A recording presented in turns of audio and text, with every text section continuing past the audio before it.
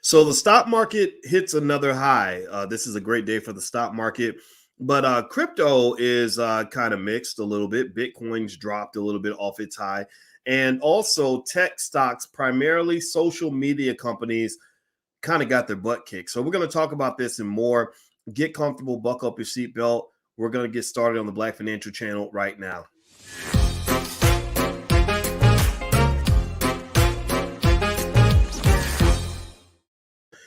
Welcome to the Black Financial Channel. That's theblackfinancialchannel.com. My name is Dr. Boyce Watkins. I'm your friendly neighborhood finance professor. On the Black Financial Channel, we talk about Black wealth and Black economics every day, sometimes as much as 10 times a day, under one condition. The condition is that you must be Black first. Black first means that we put our community at the top of our priority list. The hashtag is B1, hashtag B, and the number one. Put a hashtag B and the one in the chat if you agree with me that it makes sense for us to be Black first. I am not a finance professor who happens to be Black, but I am a Black man who happens to be a finance professor. So I don't care if you're gay or you're straight. I don't care if you are rich or you're poor. I don't care if you're Democrat or Republican. I just want you to be Black today. So let's talk about Black wealth a little bit. And some of you are making money in the stock market. Give me a yes if your stocks went up today. Give me a yes if you saw a little bit of extra money in your account. If so, I want to congratulate you and say, way to go, Black people. I love it when Black people get money. Today, the stock market hit another record. The Dow shot up over its previous high, which is in about 35,765. I guess that's the previous high. And it's now at 35,755. And also the S&P 500 also hit another record high. What's going on right now? Well, there's a few things kind of happening. You're seeing generally that corporations are making lots of money. I know that's a big surprise. I know you are stunned that that Microsoft and Apple and all these big companies are making so much money. But yeah, they're making money hand over fist.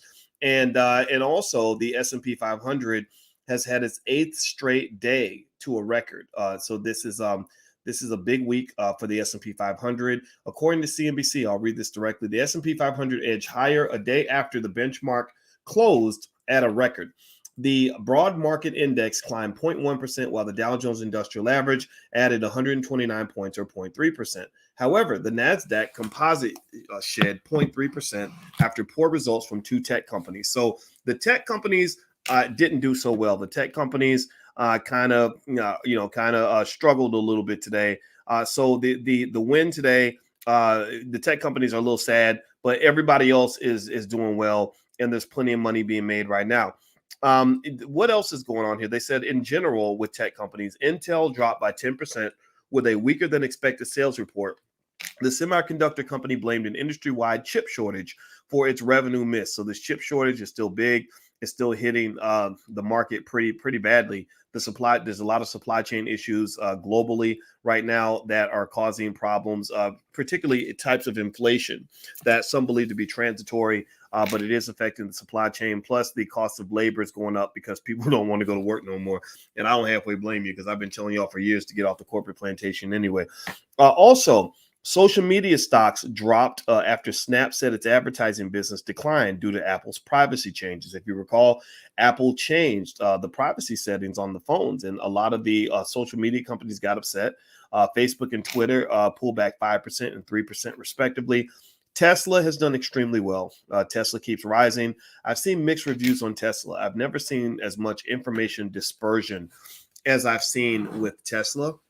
Tesla is one of those companies where you just don't know what the future is for Tesla. It could be as bright as the sun, and it could be as dark as the darkest alley imaginable. I have seen literally both things. I've seen people like Kathy Wood, who say Elon Musk is a genius and that this is just the beginning, and that that companies like Tesla are going to control the technology and the software behind these autonomous vehicles, and they're going to make all this money, and that the valuation is actually cheap. And then I've had people say that Tesla is a complete dud, that literally eventually Tesla is going to experience some competition from some of these other major auto brands that are trying to build electric vehicles.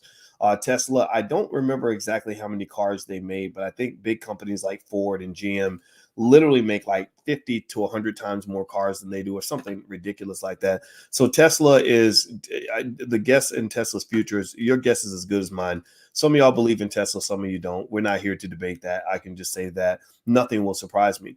Also, the 10-year Treasury yield went up a little bit, which tends to impact those what they call these long duration assets. These are the companies that haven't made their money yet. These are like baby stocks, baby companies that are going to make their money later. Well, a lot of these stocks got hit pretty hard. So if you own, some of these companies, I don't know, like the workhorses and whatever, like some of these companies probably did pretty bad because long duration stocks that haven't really reached their potential yet got hit a little bit when the 10-year yield went up. Also, the unemployment numbers were looking really solid, and that to me says that our economy is still growing. Initial jobless claims fell to a new pandemic low of 290,000 last week. The Labor Department reported Thursday, which was down $6,000 from or 6,000 people from the previous week, and lower than the 300,000 expected from economists surveyed by Dow Jones.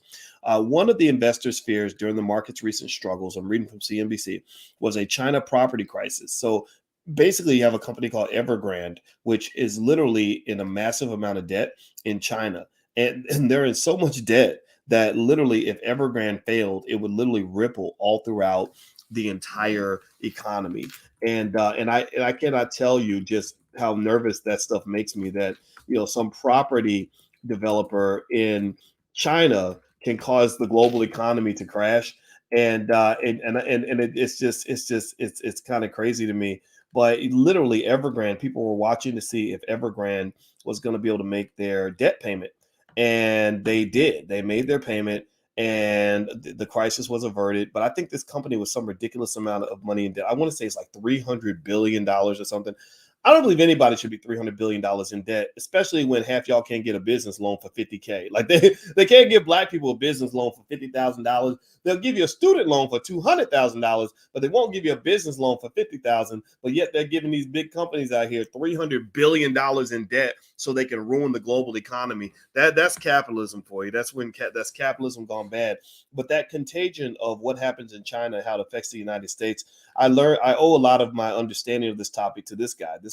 This funny looking white man who looks a little bit like Mr. Magoo, is named Andrew Caroli. Professor Andrew Caroli, if I'm not mistaken, he's right now at the at Cornell University's Johnson School of Management.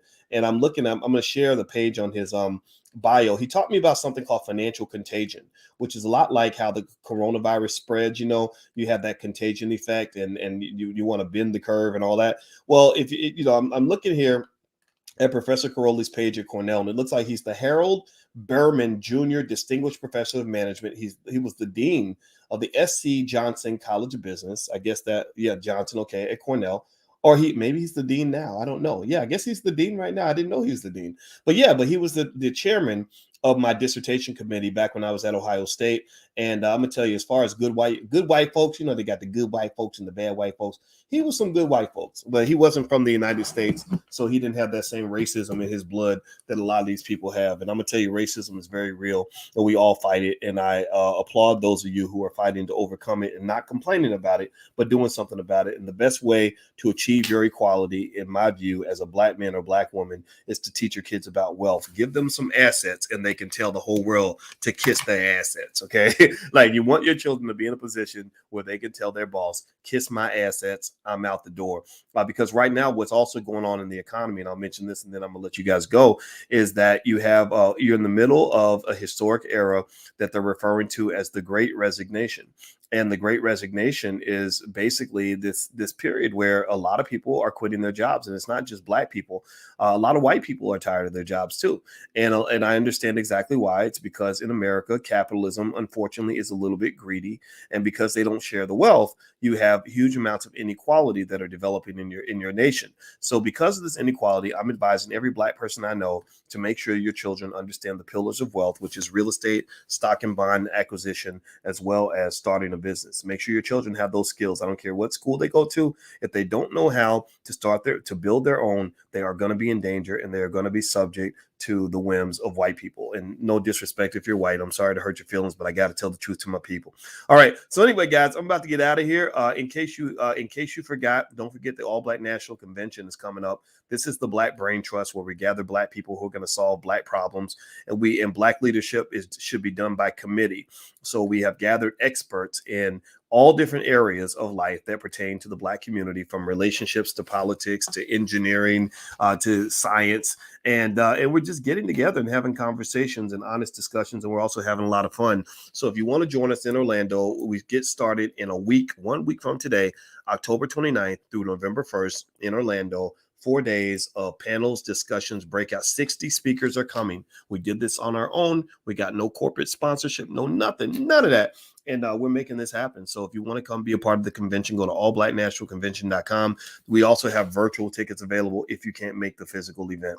So anyway, guys, I'm out of here. I hope you guys have a great day. If you could, please hit the thumbs up, share, subscribe button before you go. That I would really appreciate that, because that really helps us grow our platform. And God bless you guys. And I will see you soon. Have a wonderful day. Take care. Peace.